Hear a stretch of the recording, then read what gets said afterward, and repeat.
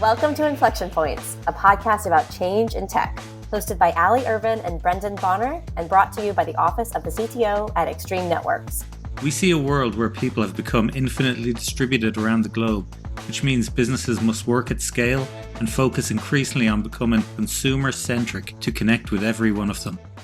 Hi, Brendan.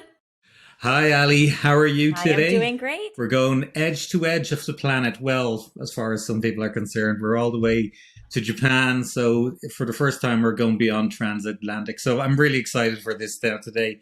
And hopefully we can see where this is going in the future. These global communications, we're pushing everything tight and then it's going to expand again. I don't know where it's going to end up, but hopefully we'll have some feedback today. So how is everything else? I know you're just past daylight savings time as well. So Right. Are you adjusting to that? That's right. I'm slowly adjusting. Yes.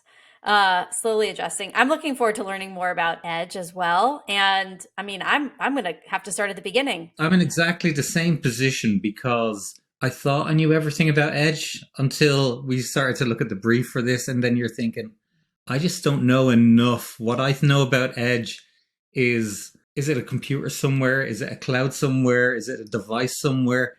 No one really knows. And I think the language, if you talk to one person and talk to someone else, it's going to be a different understanding of it. So hopefully we'll bring in an expert and he'll be able to tell us, okay, this is exactly where we are or where we aren't, and whether or not that ambiguity is good. I could not agree more. I feel like this is an area where the more I learn, the less I know, the more I read about it, the less I realize that I have known about it. I think a lot of what I took for granted is new technology, and it's just been changing so fast and behind the scenes and improving my experience. And I've just sort of not really thought about how that's happened, but I'm really excited to get into this. Before we introduce Justin, what do you understand about it so far? I mean, Edge, intelligent enterprise edge intelligence is on the edge. There's so many different languages that we can introduce for this. So what's your understanding about what we're going to be talking about? Is it a computer somewhere or is it a device somewhere?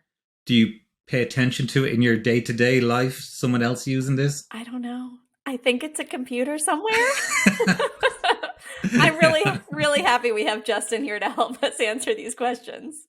Today, we're going to be talking with Justin Hurst, who's our representative over in Japan, and he's going to be talking today about the enterprise edge, or the intelligent enterprise edge, or the edge of intelligence on the enterprise.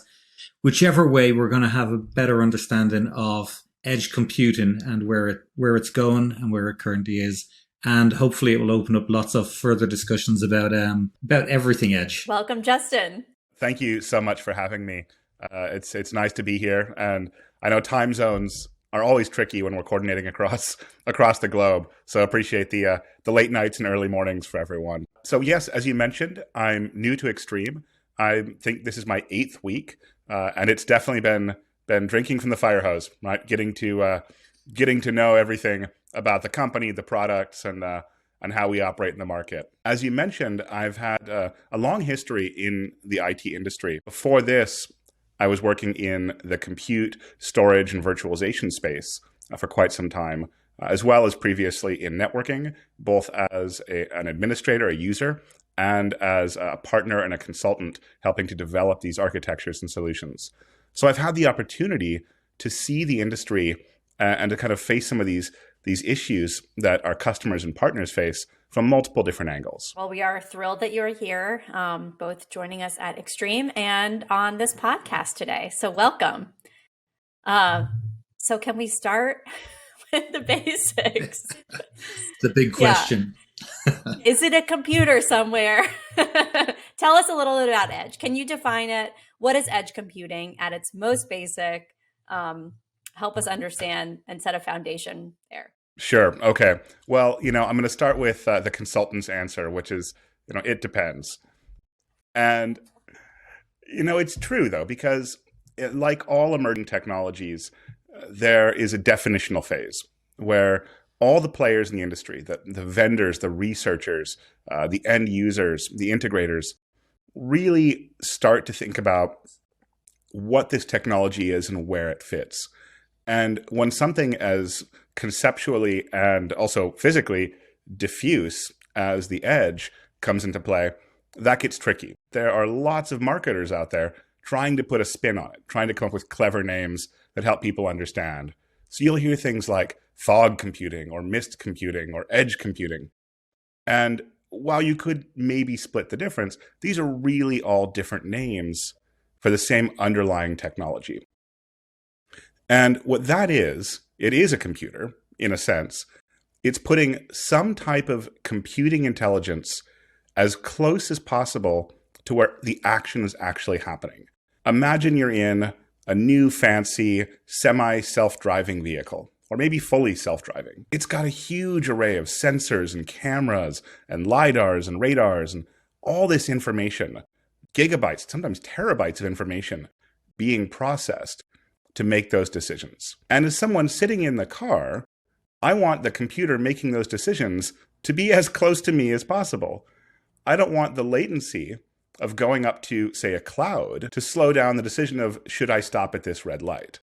And so that's a perfect example of putting compute as close to the use case as possible.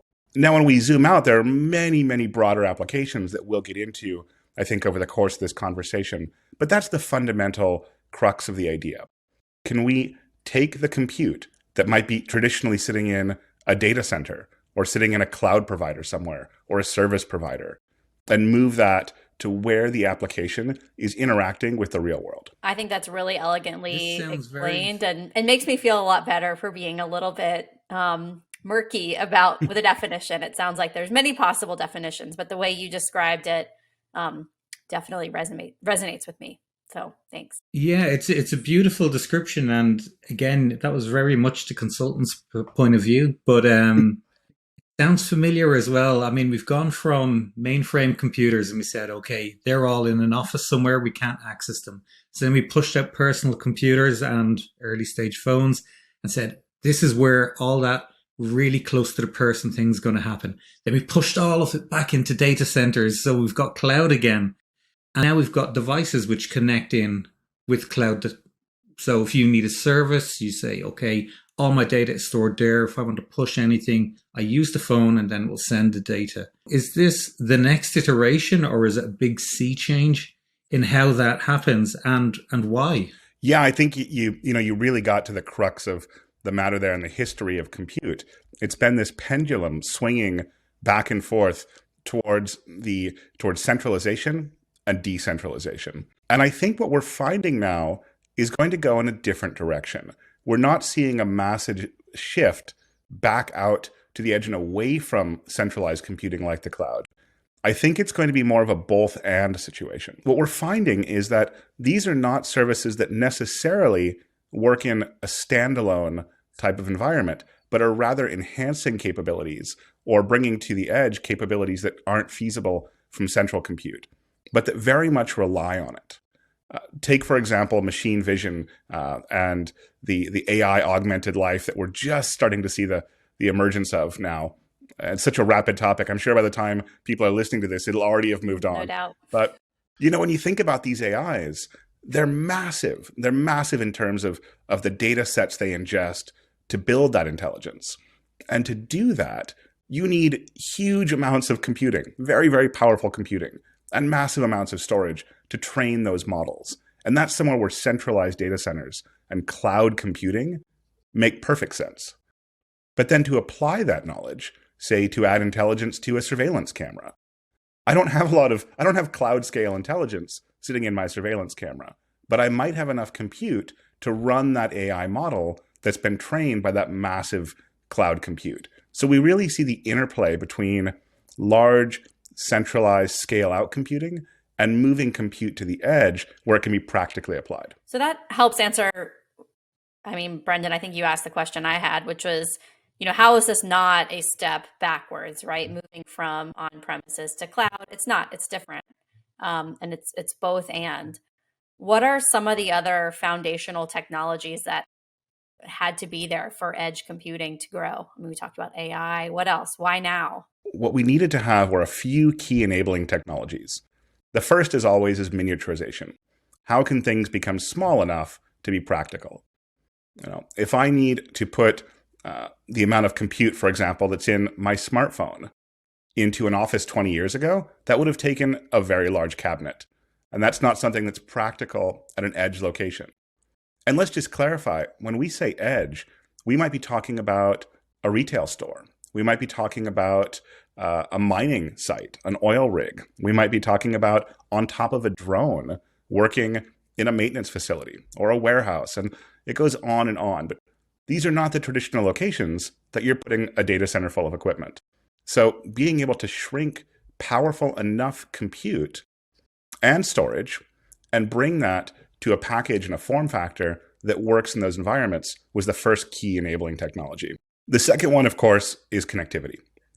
And this is always going to be a tug of war between how fast the compute can process and generate data and how fast we can move that data. And when you think about those locations I'm talking about, these are not locations that usually have reliable high-speed connections. And so it's one of the driving factors for edge is the ability to process that data before it goes over the network. But the network is a key enabling technology because the edge almost always exists as part of a larger ecosystem tied back to a centralized cloud or data center. So those are really the two big technologies. The third one we're seeing that's emerging now is the practical layer, which is how do we give a way for application developers, data scientists, etc., to actually use this edge to write applications that can take advantage of that. And the early use cases we see are all bespoke. They're all one-off as people develop the standards, develop the frameworks and technologies that'll make it so easy for the next generation to consume this technology. That's brilliant, Justin. And that kind of brings us on to the next question, which is, you do have those three enabling technologies. So who's driving this? If I'm developing an application or a camera that has to connect in with a data center, that's a very simplified thing. We assume the connectivity will be provided by someone else, and I can deploy something in a cloud data center, and it will do what I can tell it. And I can just write a web application and it'll run on my laptop, run in the cloud, run anywhere, and my camera will connect to this. When we try and plug something right into the middle of it, we have to figure out, first of all, where is it going to go? Is it going to be in a retail store on a computer down the back, and all the computers will connect in, and all the cameras will connect in, and all the devices monitoring the prices and displays in a retail environment? All of that can happen if you just bring the cloud to the store. But are we pushing it even further? Are we going to be thinking about, okay, all these devices have to transform as well in a way that they haven't done before, or it's probably too prohibitive and too expensive? Yeah, so that's a couple of great questions rolled into one. I'm gonna I'll try to break that apart. I'll spread them out more. Yeah, no, that's great, but it's a lot to think about. So I may have to come back to you for the second half. The first one is again really something we're dealing with in a somewhat unique fashion here. There are a lot of players involved in the edge, right? From the folks making the devices that allow the digital world to interact with the physical world, cameras, sensors, motion detectors, all types of devices.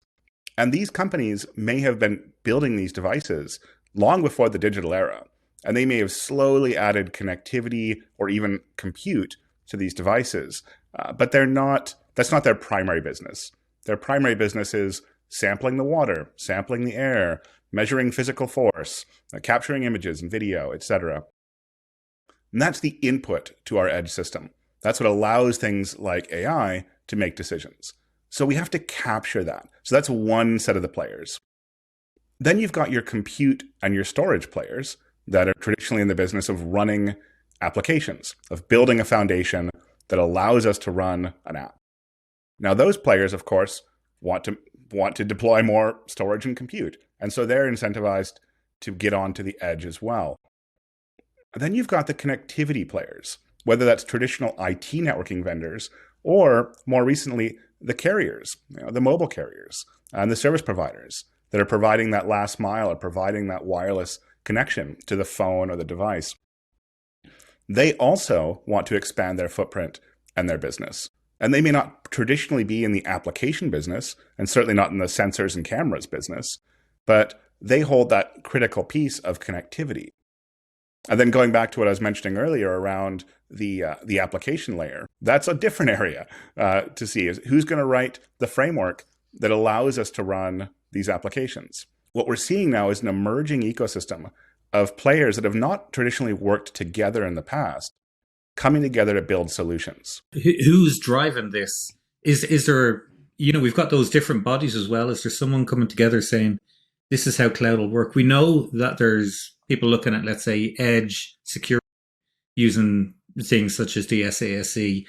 Then you've also got people who are developing APIs to tell different parts of the network to do something. So all of the communications providers are working on, let's say, camera, which says, okay, deploy this here, here, or here. Is there someone really driving this as a standardization process, or is just everything coming together? The great thing, as they say about standards, there's so many to choose from, right? Yeah. And of course, there are multiple bodies working towards this. It's the usual suspects you might expect. Of course, in academia, with some of the research more practically applied with folks like the Linux Foundation, Apache, and others. And of course, coming from the vendors themselves, whether it's the carriers driving their idea of what the edge is, whether it's the system integrators, the folks that have worked traditionally in industrial applications or worked in the industry with their spin on things like smart cities, or whether it's the vendors themselves, right, that are in those piecemeal areas. If I'm a vendor that makes a suite of sensors, maybe I want to think about how I can level my business up to selling a platform rather than selling devices. So we're seeing a real convergence of different interests, many of which overlap. Lots of proof of concepts, lots of proof of value, and then we'll see, oh, that actually works for me, and then there's a wide take-up. Yeah, we look at use cases and where it's possible, and if it solves a business problem. Look, I'm a technologist. My whole career has been around technology, and I'm the first to admit that technology for technology's sake, while a lot of fun and interesting, is not something that most businesses want to invest in. They want to solve their business problems, whether that's increasing revenue, reducing cost, reducing risk. And when we can help them do that, when anyone can help them do that in some way through the application of technology, that's what's going to emerge as successful. And it's not always the big flashy use cases that people dream up. It might be something very mundane that adds to the bottom line or that reduces risk. For example, I remember talking to a company that's in the minerals and mining industry. And their number one concern is safety. Safety is their culture from the top down. And safety for them is not only paramount to the company, but it's very expensive to not be safe.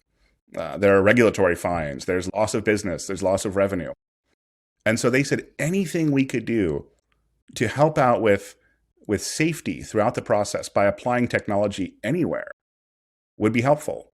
And when you step back and look at the problem, the constellation of different technologies and vendors that would have to come together for the first time to solve that business challenge was unique. And I think we're going to see a lot more of that and see these alliances developing as the industry adapts to what people are really looking for. I get the sense that, and you've kind of talked about this as well, it's not edge computing or cloud technologies, it's really both. So how do those two technologies play together right now? What are some of the ways that they can work together?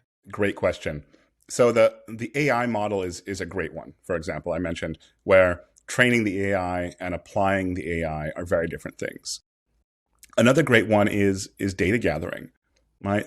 We have higher and higher resolution cameras and sensors out in the real world, but we don't have the capacity, even with technologies like 5G, to bring that data back full speed and analyze it in the cloud.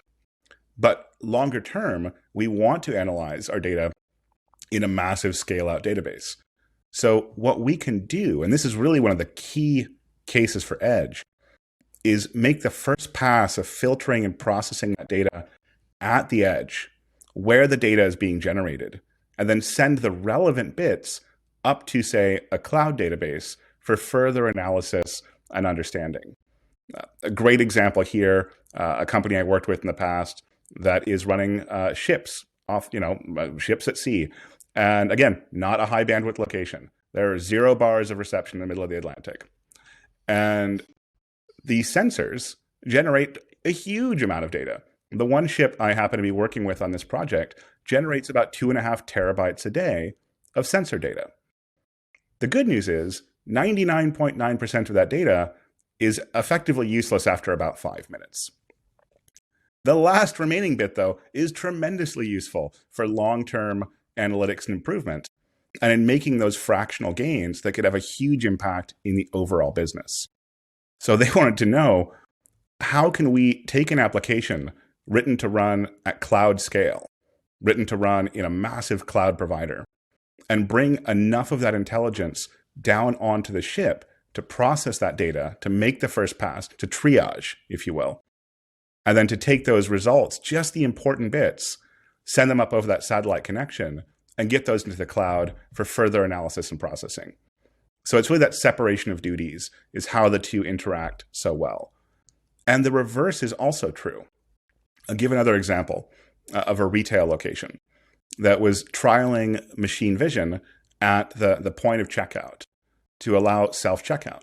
So a customer could bring up their basket of goods, the camera would scan everything, show them their purchases on a screen.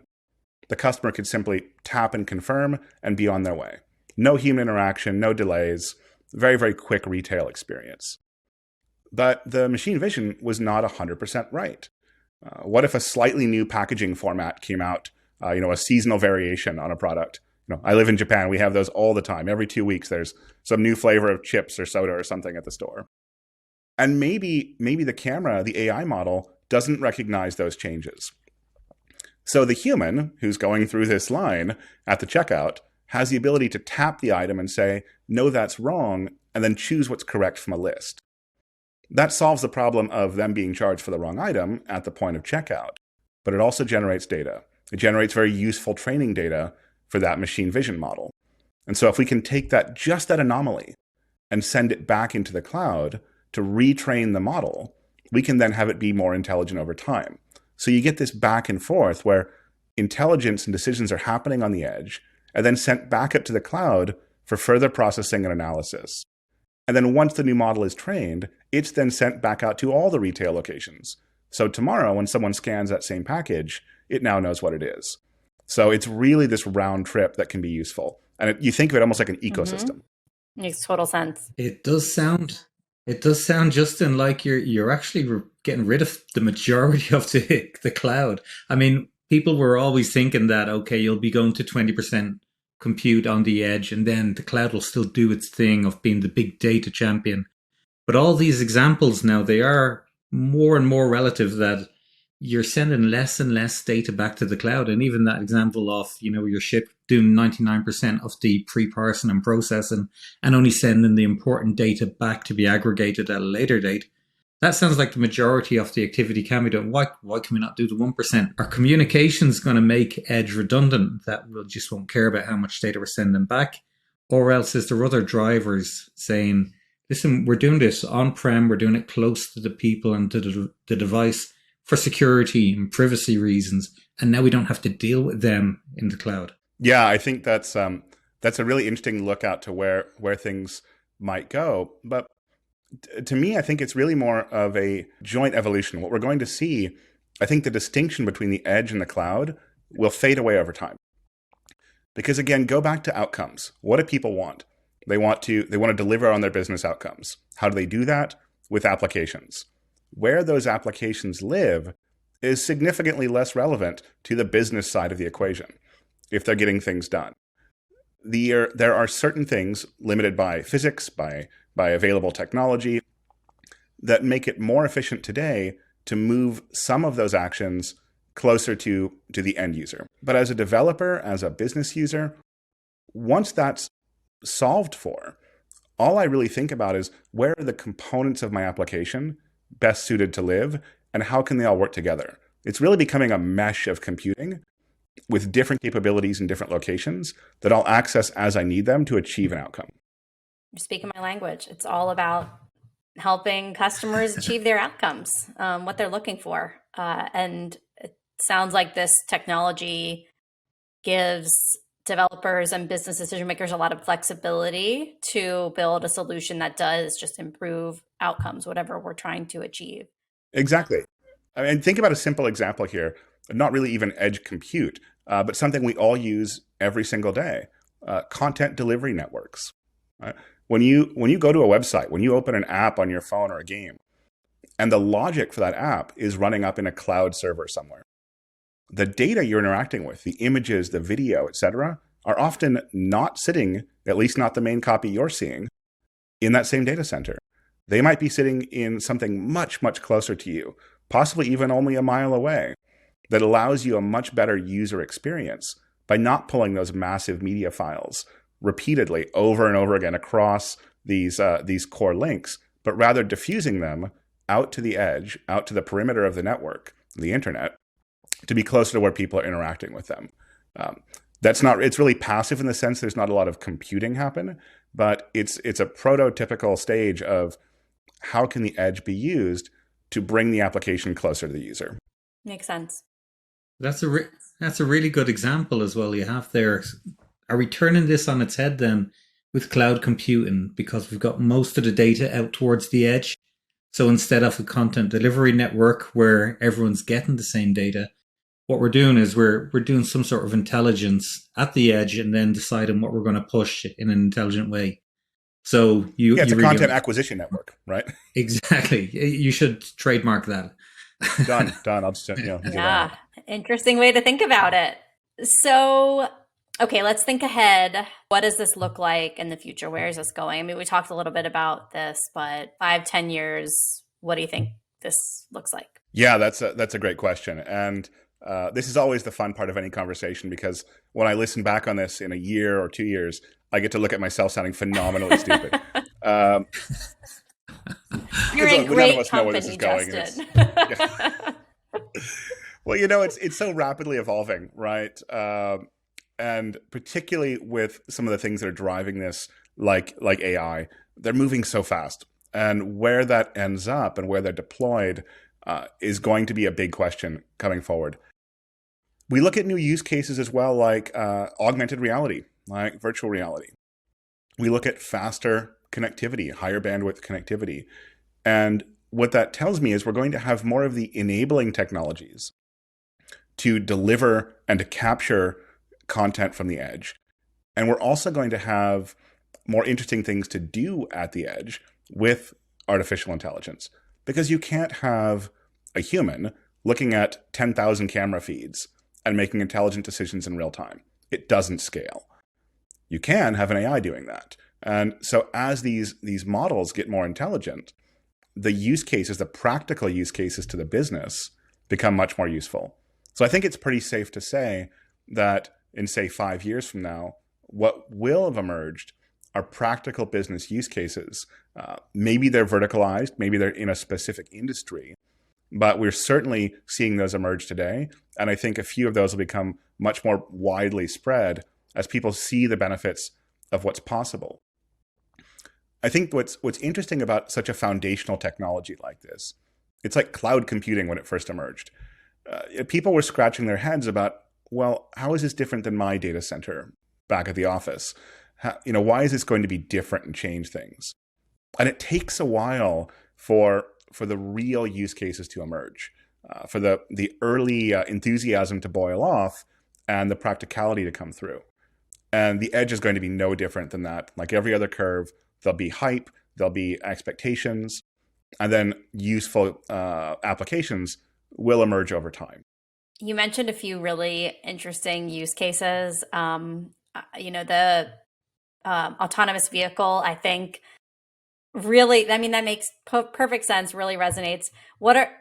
You've mentioned a lot of use cases, but do you have any other favorites that you just have to get in and talk about? Yeah, so one of my early jobs in my career was working for my local city government. And I was astounded by the variety of things as a young IT. I'll call myself an admin. That's glorifying it a bit, but as a young IT admin, looking at the multiple systems, and not to date myself, but that was a long time ago. This is very much pre-cloud computing, and just the sheer amount of applications and data back then that we were looking at. I mean, the data required to run the waterworks in a small size suburban city is staggering. And that was a very long time ago. I'm sure the technology has moved on incredibly.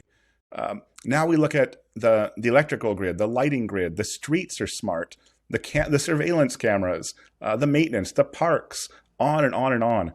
All the things that we see, this invisible infrastructure underneath our lives, has all quietly been getting intelligent. Now, what we do with that data and how we use that data to provide better outcomes is really based on, can we gather that data, can we act on it, and can we apply our logic to turning that raw data into better human outcomes. So the smart city concept is something that I'm excited about, because these data points have been silos for so long. Right? They've been completely unrelated. And gathering that data and correlating it, if it was done, was always done after the fact in a data warehouse somewhere.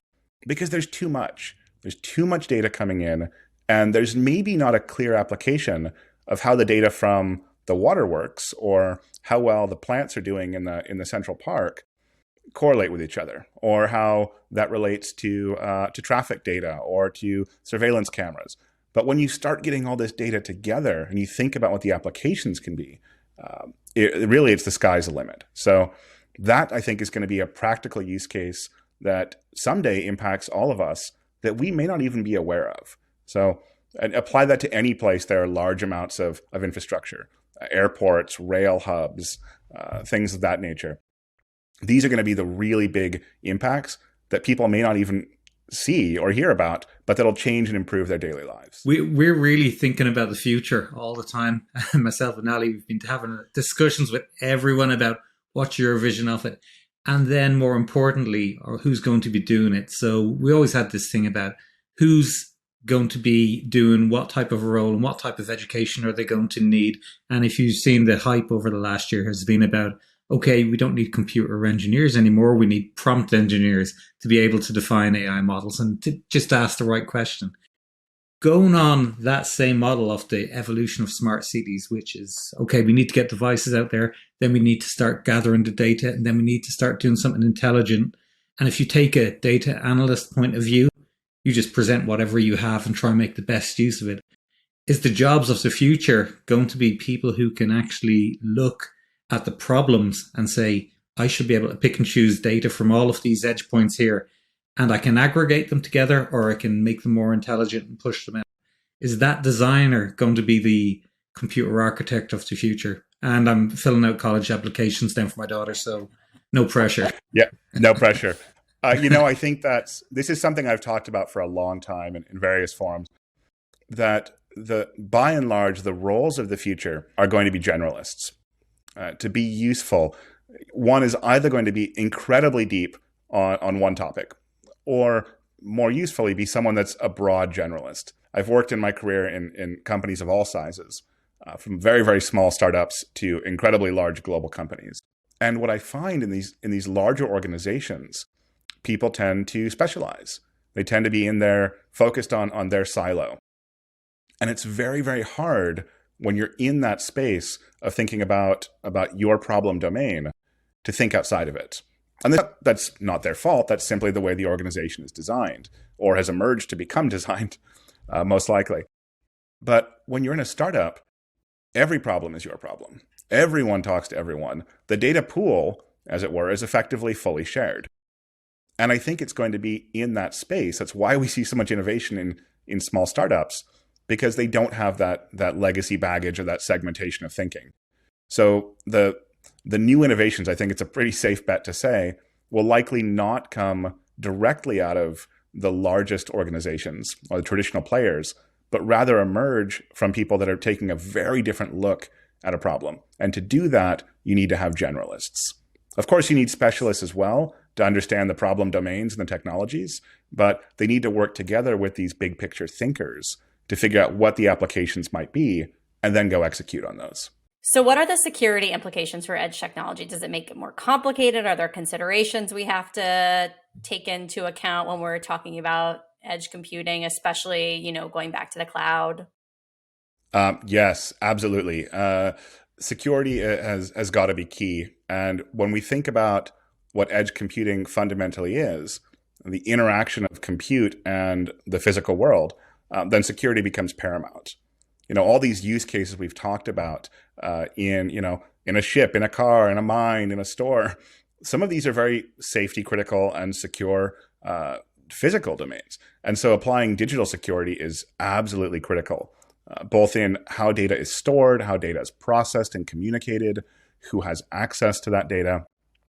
And due to, again, the nature of these deployments, the physical security, who has access to these devices, what happens if a device is lost or if a device falls into the wrong hands. These are all things we need to think about. And it's a complicated ecosystem of pieces because, again, there are a lot of suppliers and components in this concept we call edge. And so we have to think about a multi-layered defense in depth type of approach that also takes into account the physical layer to a degree that we wouldn't, for example, care about quite as much in centralized cloud computing.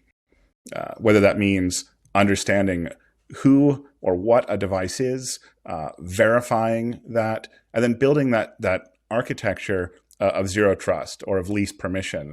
That means that even if there is a compromise, or if, as they say in the security world, act as if you've already been compromised, how does the system respond to that? And how do we make sure that that doesn't compromise a much broader system, or in the worst case, have an impact to physical safety?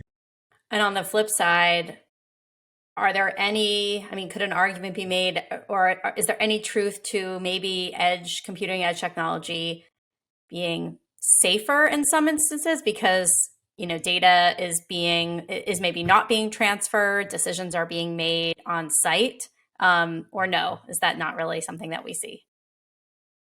It could be. It really depends, again, on the type and nature of the data.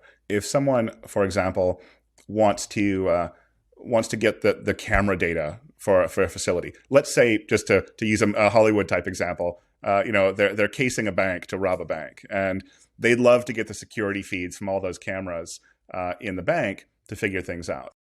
But if those cameras are having their data analyzed on the fly and discarded, unless it's an anomaly, that data is never going to leave that facility. It's going to stay there. And so there's no metaphorical tapes they can go and grab and take the data. So in that case, yes, it could, in theory, be more safe. Also, when we think back to the messy realities of the physical world, of the politics and the data sovereignty, if I have strict requirements that my data can't leave a certain jurisdiction, then putting compute either at the very edge or in a mobile or regional data center that allows me to process that as an intermediary stage, then I can keep it in that region and not worry about the regulatory impacts of that data leaving. And that's an interesting point as well around the edge. It's not either or. It's not just tiny sensors and cameras at the edge and then some massive cloud behind it.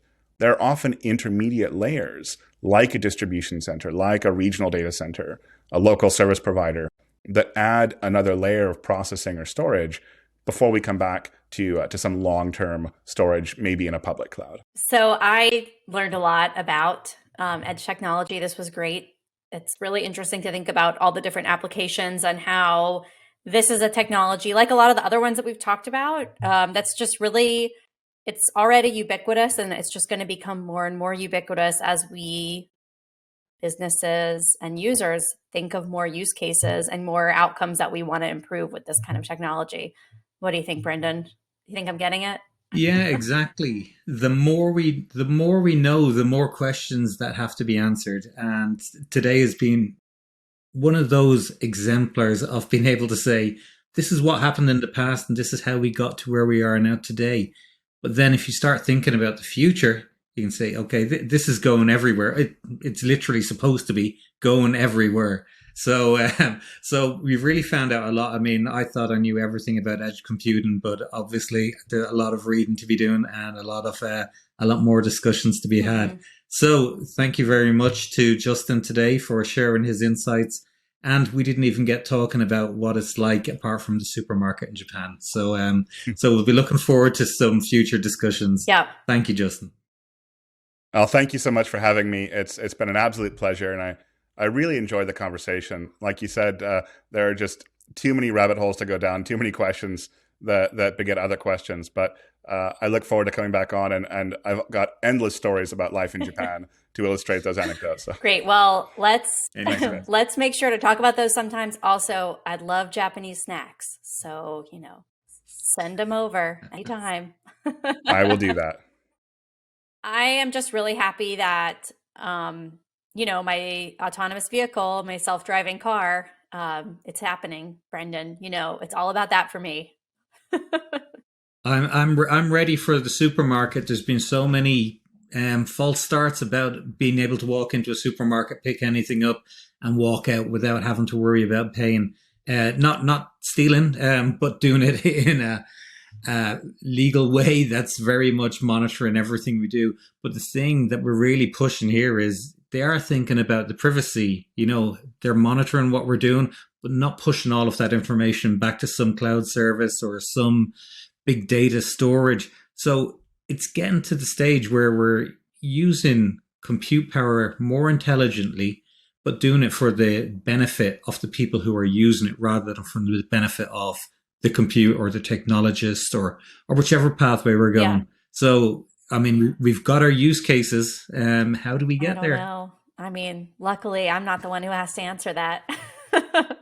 I thought this was so interesting because, I really, I think sometimes I fall back on the assumption that cloud technologies and cloud computing is the only answer. It's the best, it's the latest, it's everything.